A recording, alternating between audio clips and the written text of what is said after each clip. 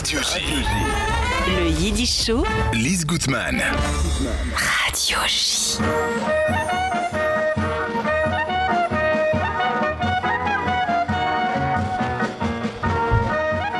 Et pour ce nouveau Yiddish Show, je suis très bien entourée dans le studio de Radio J, puisque j'ai le plaisir d'y accueillir Alain Nedjar, président du Cercle de généalogie juive.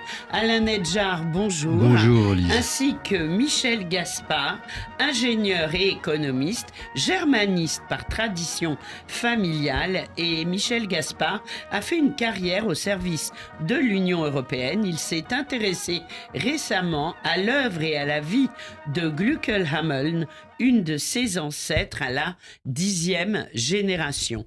Et donc, un livre est ressorti. Ce livre en yiddish s'intitule Die Zechroines von Glückel Hameln, les mémoires de Glückel Hameln. Et là, il vient d'être réédité en français. Ça n'avait pas été le cas depuis 1971, mais ce n'est pas simplement une réédition.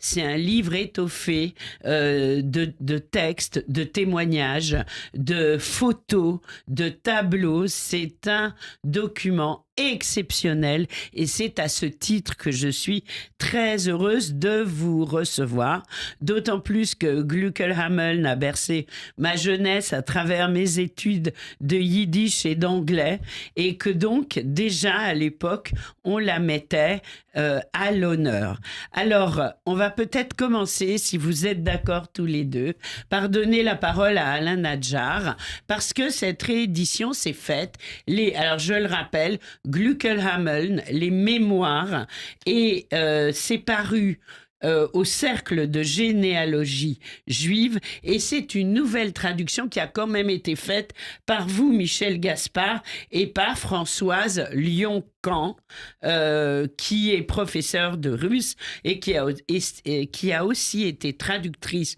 de textes allemands, notamment pour le Cercle de généalogie juive, dont elle était depuis longtemps adhérente, tout en sachant que le texte, bien sûr original, est en yiddish. Alors, comment s'est passée la rencontre et pourquoi, alors que ça faisait des années qu'on espérait la réédition des mémoires de Glückel Hameln, d'autant plus que ça avait été édité dans plein de langues, dans de très nombreux pays, que ce soit en anglais, en allemand, en hébreu maintenant, grâce à Chava Toniansky, qui est une des grandes spécialistes du yiddish en Israël. Aussi en russe, en espagnol. En russe, en espagnol, vous vous rendez compte, oui. Et pas en France. Donc c'est vrai que quand j'ai vu cette réédition arriver, mon cœur a fait un bond. Alors expliquez-nous, Alain. À vrai dire, d'abord, le cercle qui a 40 ans, le cercle de généalogie juive, édite chaque année 2 ou 3 ouvrages fondamentaux. Oui. Dans l'ensemble, les ouvrages marchent très bien puisqu'ils ciblent, je dirais, des lecteurs particulièrement attentifs. Et parmi les derniers ouvrages, on m'a parlé de Glückel Hameln, que je ne connaissais pas. Je suis d'origine séfarade et je connaissais assez mal, je dirais, ce type de littérature. Et grâce à Michel Gaspard et d'ailleurs à Pierre-André Meyer, j'en ai entendu parler. On m'a donné le livre, que j'ai pu le lire. Et si au départ, j'avais eu une impression un peu, pas rébarbative, mais difficile à entrer, si vous voulez, dans le sujet, je me suis aperçu que c'était de plus en plus captivant. Et je l'ai lu en entier, du début jusqu'à la fin, sans le lâcher. Et à ce moment-là... Et c'était quelle réédition que vous avez lue? Celle de 71? Vous allez vous rapprocher du micro, merci. Non, c'était le texte d'origine, sorti de mon ordinateur en format A4, simplement, avant la préparation du livre. Oui. Mais c'était le texte, c'était la traduction complète, annotée, illustrée, c'était le document d'origine. Donc vous avez fait d'abord la traduction, et ensuite vous l'avez proposée, c'est ça? Bien sûr. La traduction était finie, j'ai travaillé dessus épisodiquement pendant près de 5 ans. Ah oui, voilà, ça ne m'étonne pas. Et voilà. Aidé par Françoise Lyon-Camp dans les 2 dernières années, à laquelle je dois rendre un hommage spécial parce qu'elle nous a quittés le 17 novembre dernier, au moment où le livre partait à l'imprimerie. Quel dommage, oui. On pense à elle. Et donc, j'ai été captivé, intéressé, je dirais, par la force du récit, la vivacité des personnages, c'est une fresque romanesque en vérité et qui possède un véritable souffle narratif. Donc, à partir de ce moment-là, je l'ai lu comme lorsque je pouvais lire à l'époque Les Piliers de la Terre de Ken Follett. C'est le type de livre que l'on prend au départ et qu'on ne lâche pas. Et c'est pourquoi j'ai pensé, et le cercle a pensé, que cela valait la peine. Michel donne des conférences régulièrement.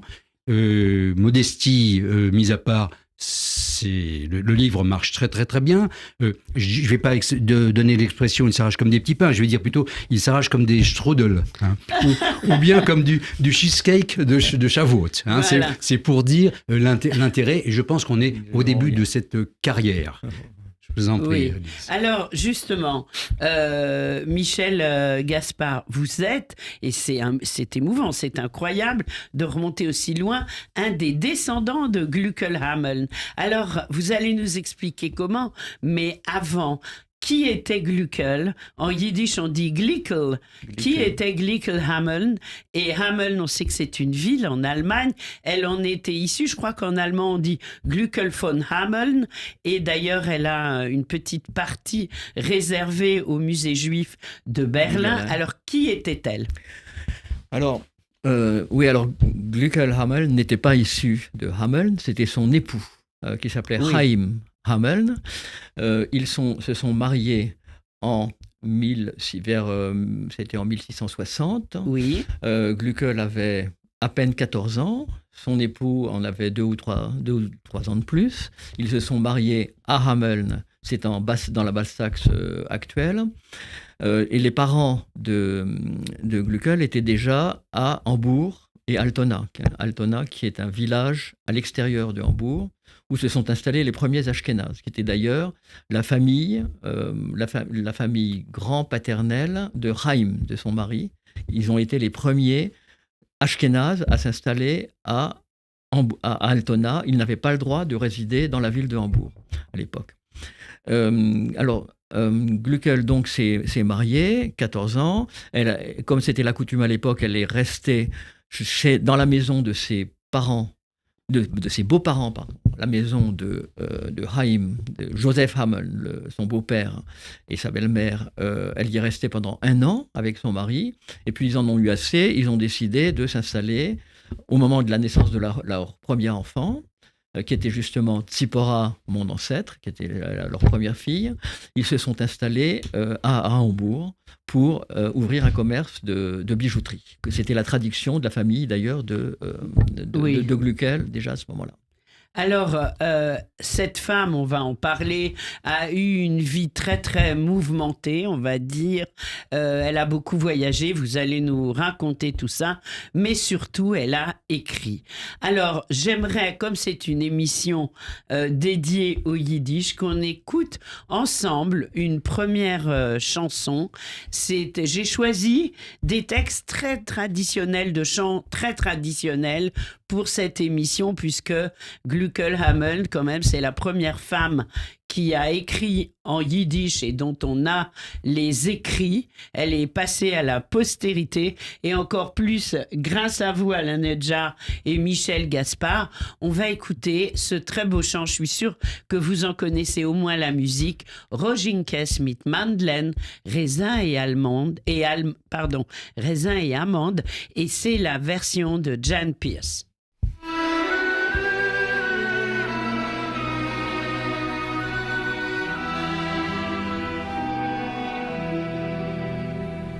In dem Beis Hamikdash, in a Winkel Cheder, sieht die Almone Basian allein.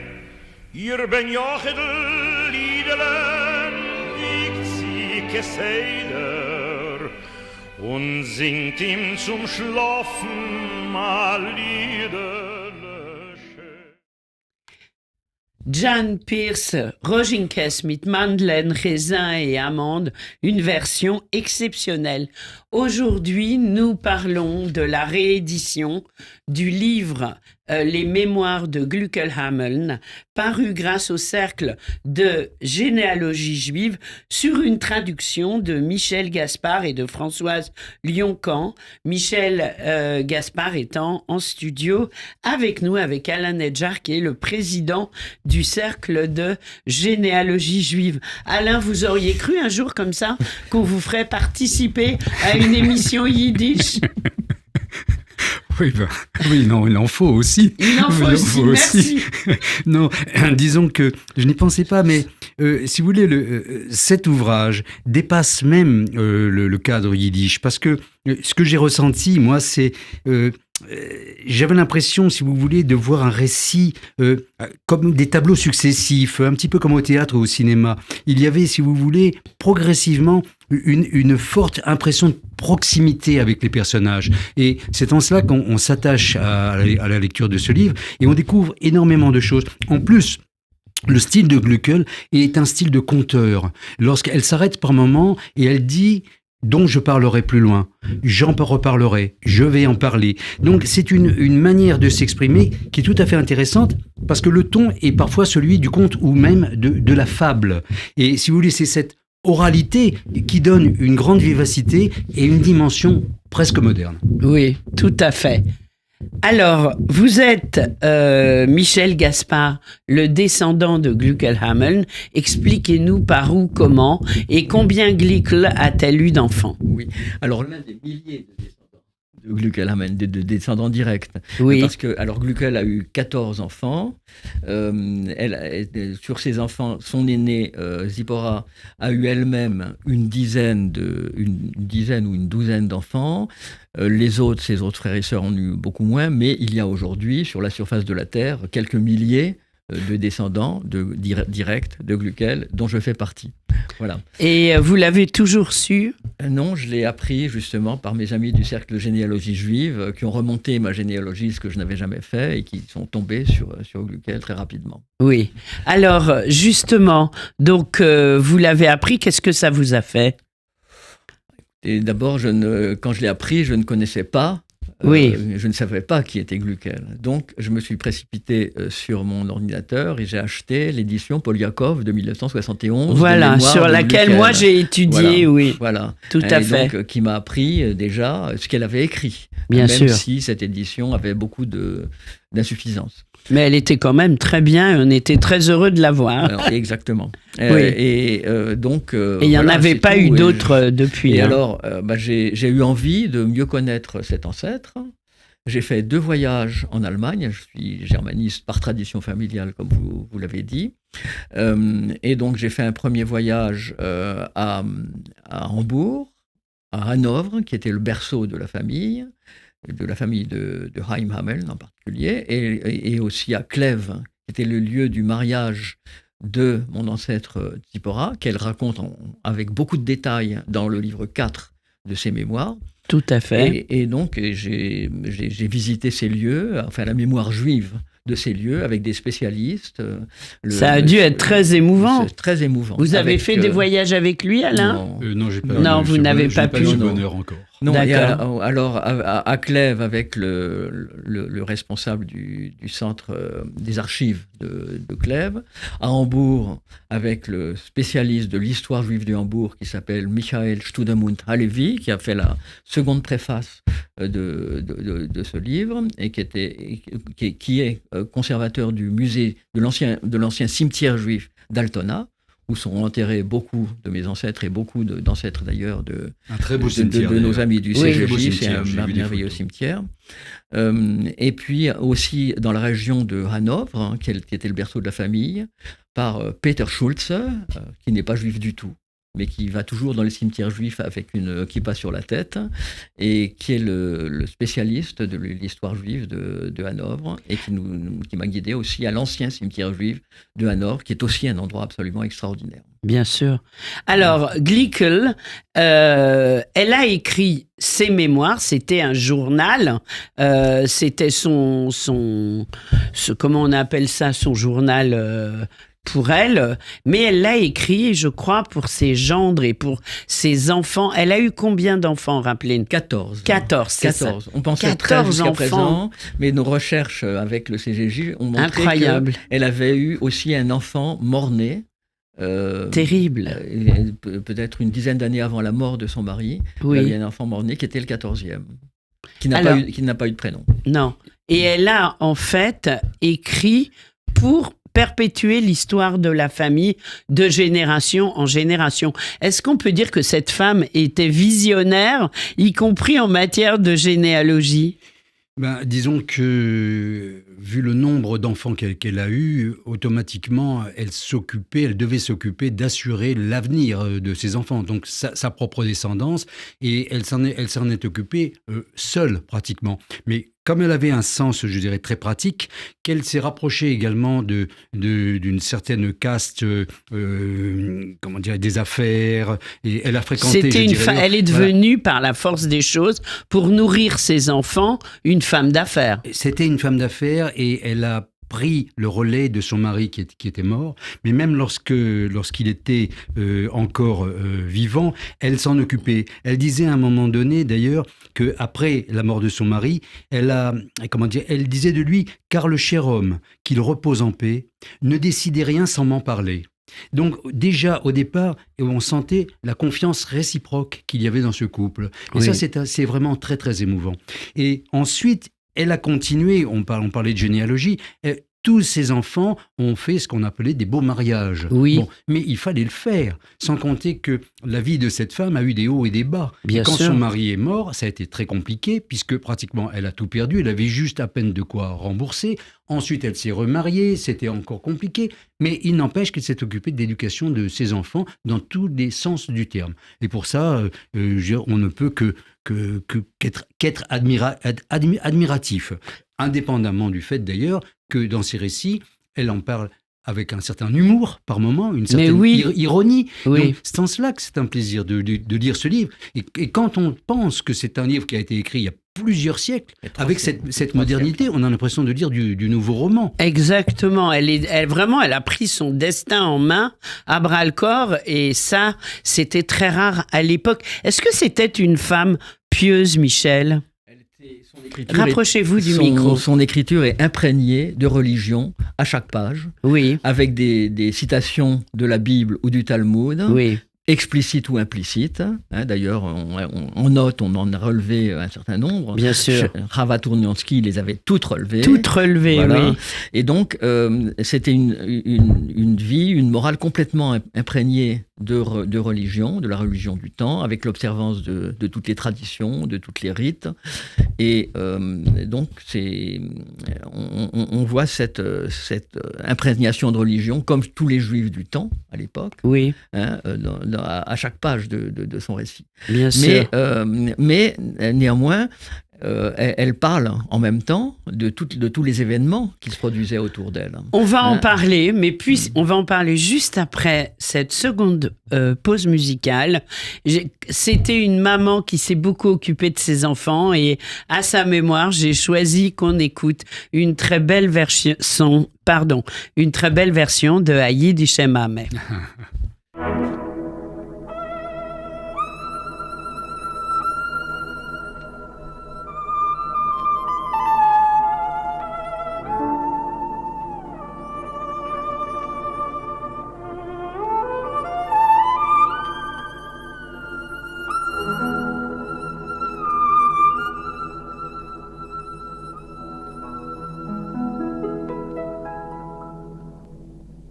Wer is euch bei der Wiegele gesetzen Tag und Nacht, und wer hat bei ihr Krankenbett kein Auge nicht zugemacht?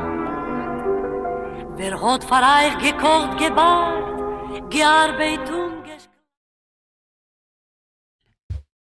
Voilà. Hayid Hishem Hameh, une très très belle version. Et tout de suite, on retrouve mes deux invités de ce Yiddish Show. Il s'agit d'Alain Nedjar et Michel Gaspard pour le très beau livre les mémoires de Gluckelhameln revisitées sur une nouvelle traduction que Michel Gaspard vous avez effectuée. Alors, on a parlé juste avant à Yiddish Emma de son rapport à ses enfants qu'elle adorait, pour lesquels elle a écrit son journal intime. Ce journal qui a été retrouvé, vous nous direz quand, mais surtout dans ce journal, on comprend qu'elle a traversé une période d'histoire très longue et elle a assisté à de grands événements, dont un pogrom terrible. Oui, le pogrom, c'était un ensemble de pogroms. C'était la Shoah du XVIIe siècle. Oui. Ça s'appelait la guerre des Cosaques. C'était entre 1646 et 1656. Donc, au moment de la naissance de Gluckel, à la fin de cette guerre, elle avait une dizaine d'années. Et la grand-mère de Gluckel à Hambourg est morte, elle était très âgée, est morte en s'occupant de juifs qui avaient fui la Lituanie ou la Pologne et qui étaient réfugiés, ses parents, et malades. Alors, cette guerre des Cosaques était conduite par un roi des Cosaques qui s'appelait Khmelnytsky, Bogdan Khmelnytsky, oui. Qui avait levé une armée de paysans ukrainiens qui étaient orthodoxes, bien sûr, qui ont eu le soutien du tsar de la Moscovie. C'était le naissant empire russe qui commençait tout juste. Et cette armée impressionnante de Cosaques, avec des paysans ukrainiens, s'est livrée à des massacres de catholiques d'abord, tous les nobles polonais, et les juifs considérés comme les alliés des catholiques polonais. Et donc, toutes les communautés juives de Pologne, de Lituanie et d'Ukraine ont été détruites par les Cosaques pendant 10 ans. Ce qu'on a appelé les pogroms de Khmelnytsky, qui sont restés dans l'histoire d'une façon terrible. Alors, c'est vraiment un témoin de son temps. Alain. Bien sûr, c'est un témoin de son temps, mais il y a, vous parliez de Dieu tout à l'heure, elle disait quand même quelque chose d'intéressant. Elle parlait de Dieu comme étant le maître du temps et des destinées. Si bien que, si vous voulez, cette dimension spirituelle donne à son autobiographie une dimension qui dépasse largement le simple récit autobiographique. Oui. Il y a une dimension humaine et philosophique. Tout à fait. Et c'est cela qu'on ressent. Et c'est en cela qu'il y a cette modernité. C'est-à-dire que la seule religion n'est pas, je dirais, le sujet principal. Ça dépasse. Et c'est ça qui est très agréable à comprendre. À partir du moment où on comprend cela, on est devant un très grand livre. Voilà ce que j'avais vraiment ressenti. À découvrir si on ne le connaît, à faire découvrir. Alors, cet ouvrage est dédié à Gluckel et à Chaim Hameln. Donc, c'était là, on peut dire, la moindre des choses. Et cet ouvrage commence à faire parler de lui. Alors, qui s'est occupé des illustrations? Dites-nous. Eh bien, c'est moi. C'est vous, tout simplement. Michel. C'est moi avec l'aide d'Internet. Oui. Bien sûr. Oui. De l'IA. Aujourd'hui, l'IA commençait tout juste. On commençait. C'est vrai, il y a 5-6 ans, on n'en parlait pas. D'importance. Oui. Mais enfin, vous savez. Les moteurs de recherche permettent de retrouver très rapidement des illustrations sur n'importe quel sujet. Bien sûr. Et donc, il y a aussi, bien sûr, des photos que j'ai faites moi-même, puisque j'ai fait 2 voyages sur les traces de Gluckel, dans les anciens cimetières juifs de Hambourg, de Hanovre, de Clèves. Et donc, j'ai fait beaucoup de photos. J'ai retrouvé la maison où s'étaient mariés Gluckel et Haïm en 1660, qui se trouve évidemment à Hameln, qui est une très jolie ville. J'encourage tout le monde à aller faire. Et c'est devenu un musée ou c'est une maison non, pas comme du ça? Tout. Vous avez la photo de la maison dans le livre. Oui. C'est une boutique aujourd'hui. C'est une boutique de vêtements, ou je ne sais plus très bien quoi. Ça a peut-être changé depuis, d'ailleurs, puisque c'est en 2020, Il faut qu'ils en fassent un musée, quand même. C'est incroyable. Écoutez, peut-être que ça viendra un jour, mais les autorités municipales de Hameln doivent intervenir s'il s'agit de ça, mais pour l'instant, c'est une boutique. D'accord. Alors, je voudrais qu'on parle de la photo de couverture. Donc, c'est une peinture de Bertha Pappenheim en costume de Glückel, et c'est un portrait fait par Léopold Pilikowski en 1924. Alors, qui était Bertha Pappenheim? Rappelez-nous. Alors, Bertha Pappenheim a été la première traductrice en allemand des mémoires. Elle est partie d'un texte en hébreu moderne publié par David Kaufmann, qui était un érudit, un grand érudit de Budapest, qui lui-même était un descendant, son épouse était un descendant de Glückel. Et à partir de cette traduction en yiddish moderne publiée en 1896 était basée sur le manuscrit, qui était une copie réalisée. Le manuscrit de Glückel lui-même a été perdu, mais son dernier fils, Moses Hameln, rabbin à Bayersdorf, en Bavière, en a fait une copie complète, quelques années après la mort de Glückel, donc dans les années 1730, quelque chose comme ça. Et ce manuscrit a été transmis de génération en génération.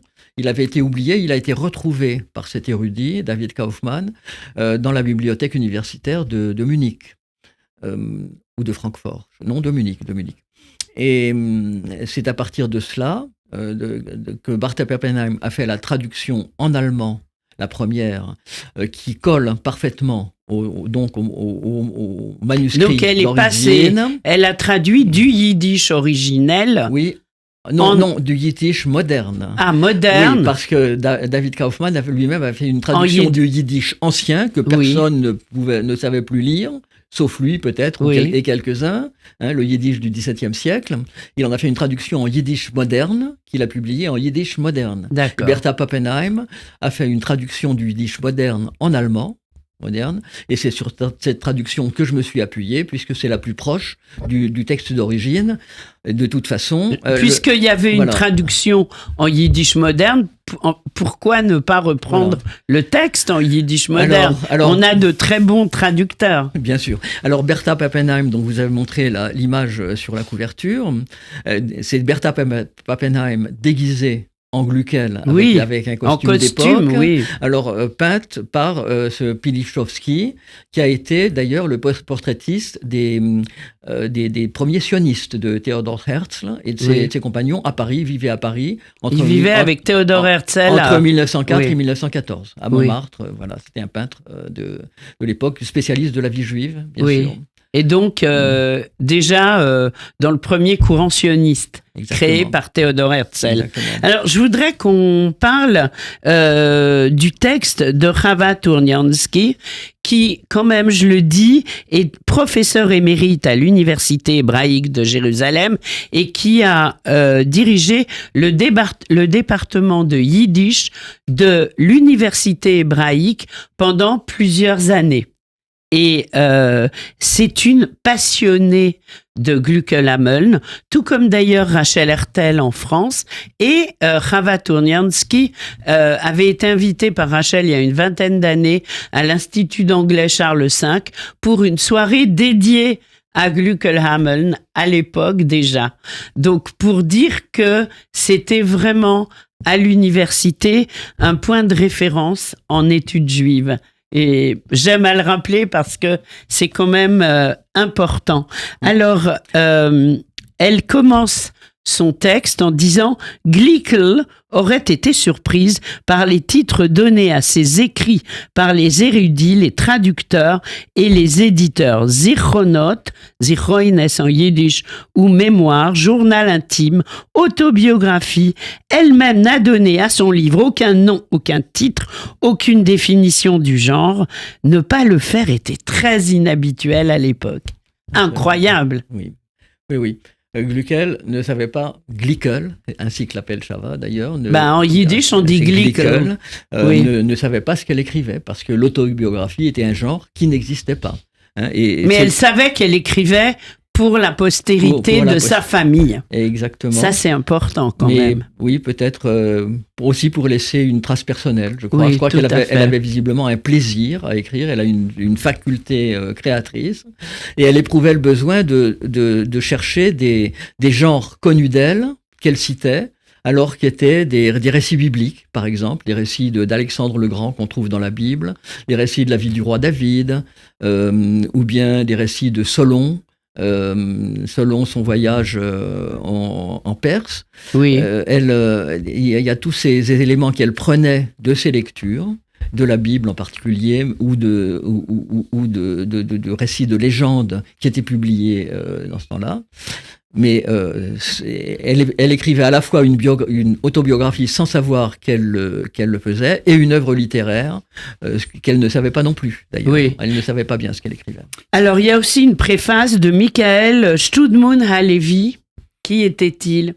Qui est-il, Michael pardon. Studmund Halevi est un universitaire de Hambourg, Oui. qui lui-même d'ailleurs a une ascendance chez les juifs séfarades du XVIIe siècle, et qui est donc spécialiste de l'histoire juive, et qui est en même temps conservateur de l'ancien cimetière juif d'Altona, où sont enterrés de nombreux proches, de nombreux membres de la famille de Gluckel, en particulier ses parents, Oui. et sa grand-mère, et sa fille de 2 ans, sa fille morte à 2 ans, dont elle pleure la fin, La fin. en 1666. Ouais, tout à fait.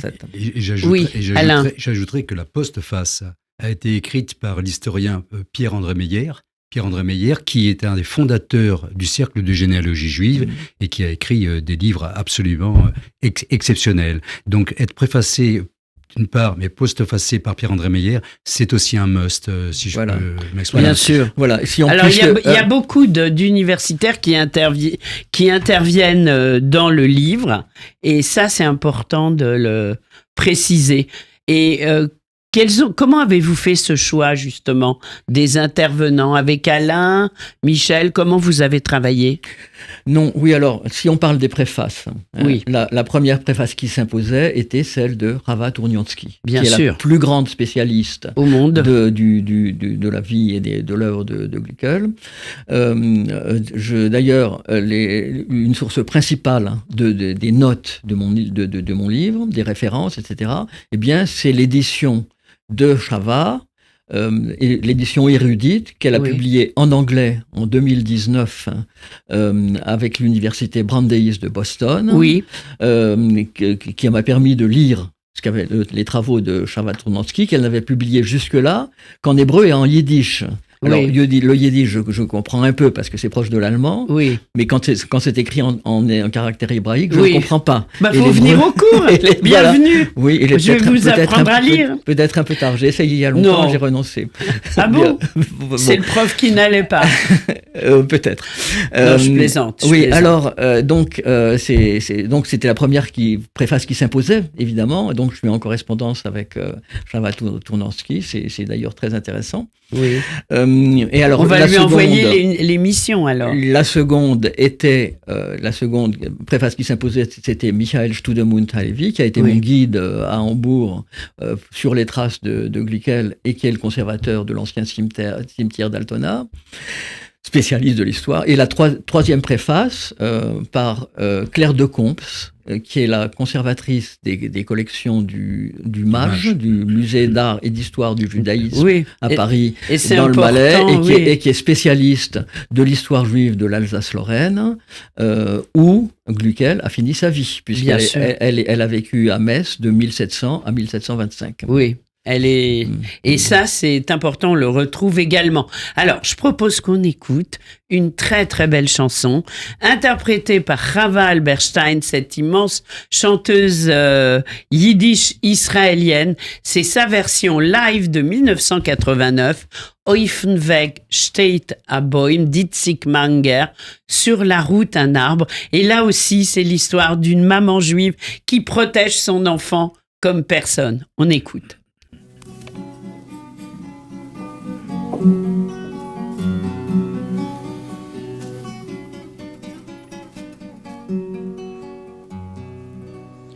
Auf dem Weg steht ein Baum, steht eingebeugt, Alle Vögel von den Bäumen sehnen sich zu fliegen. 3 können Misrach, 3 können Meire und der Rest kein Durem. Und den Baum gelost allein, heftiger fahren Sturm. Sag ich zu der Mammen her, sollst mir nur nicht sterben, weil ich Mama 1 und 2 bald auf Vögel werd. Ich will sitzen auf den Bäumen und will ihm verwiegen über den Winter mit der Trist, mit der schönen Menigen. Ja, di da di da di, di da di da di, ja di da di da di, ja di da di da, di da di da di, ja di da di da di, ja di da di.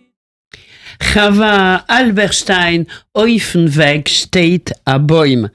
Sur la route, un arbre. Alors, on reparle évidemment dans cette émission, on parle du livre de Glückelhamel, ses mémoires. Combien de livres y a-t-il? Les mémoires, c'est pas un seul shot, comme on dit aujourd'hui en vocabulaire moderne. Il y a 4 livres, je crois. 7. Alors, chaque livre commence d'une façon un peu différente. Ça commence quand du vivant de son mari. Ensuite, il y a le décès de son mari. En fait, elle raconte vraiment sa vie quotidienne. Et du coup, on apprend plein de choses sur la vie des Juifs de l'époque, mais pas que, des femmes aussi. Bien sûr. Oui, alors 7 livres. Glückel, au début au début de ses écrits, annonce son projet qui est d'écrire des mémoires en 7 petits livres. C'est ce qu'elle dit. C'est un projet de vie qu'elle fait, oui. Un projet d'écriture pour sa vie. Alors 7 petits livres, c'était un nombre magique un peu. C'était la structure traditionnelle des livres de morale. Du 16e, 17e siècle, des livres de morale juifs, yiddish. Donc, ces 7 livres, nous, on dirait plutôt des chapitres. Ils ont des tailles d'ailleurs inégales, ils ont des natures inégales. Le premier chapitre, c'est une espèce de livre de morale en réduction, où elle livre la pensée, les préceptes religieux qu'elle voudrait transmettre à ses enfants, pour qu'ils vivent en bons juifs. C'est un petit peu ça, mais c'est néanmoins extrêmement intéressant ce qu'elle raconte. Oui. Et alors ensuite, à partir du 2e livre, il y en a 7, alors ces livres 2, 3, 4 ont été écrits à Hambourg. Oui. Les livres 5, 6, 7 à Metz, après 1700. Et donc, dans tous ces livres, à partir du livre 2, elle parle d'elle-même, ce qui était quelque chose d'inhabituel à l'époque, surtout elle écrit sur elle-même, sur sa vie, et elle parle surtout, elle parle au chapitre 2 de son propre mariage. Ce qui est fondateur, bien évidemment, et du début de sa vie à Hambourg avec Chaim Hamel, la création de leur entreprise, les gens qu'ils ont employés pour aller acheter des perles en Pologne ou ailleurs. Il y avait déjà des communications au niveau de toute l'Europe. Il y avait l'espace ashkénaze, qui couvrait le nord de l'Allemagne, l'est de la France, et qui s'étendait jusqu'en Russie, en Ukraine, dans les pays baltes, en Pologne.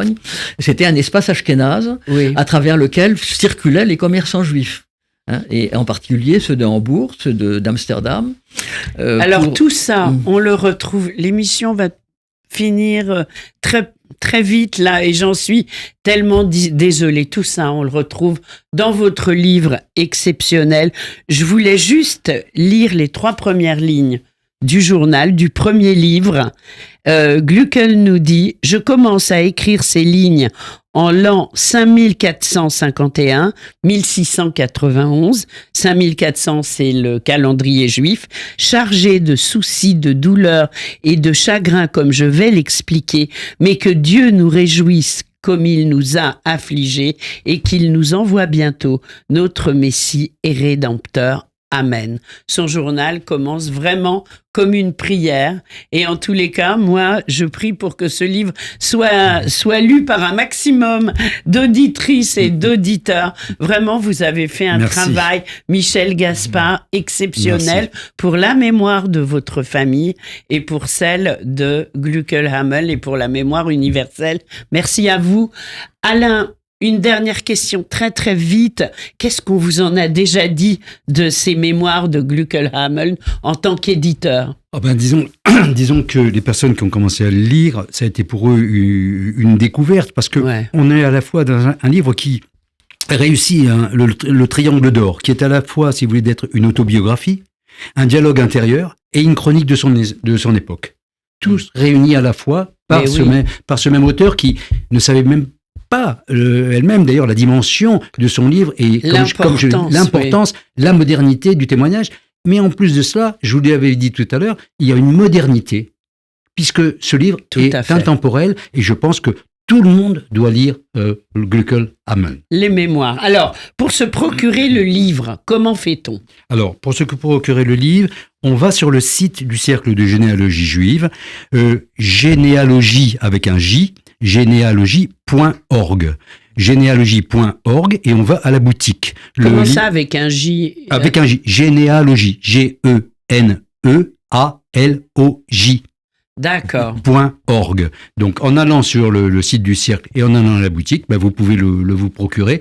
Il coûte 29 €. Il a été très très bien imprimé par un imprimeur de qualité. C'est magnifique.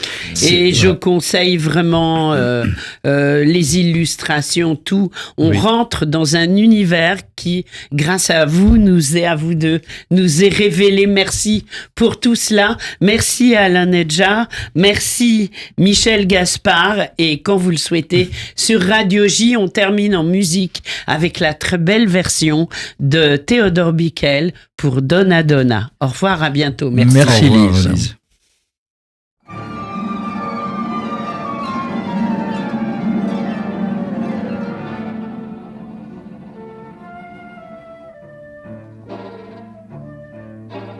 Häufen Furl liegt, a Kelbel liegt, gebunden mit a Strick. Euch in Himmel fliegt a Schwelbel, freit sich, dreht sich hin und zurück. Lag der Wind in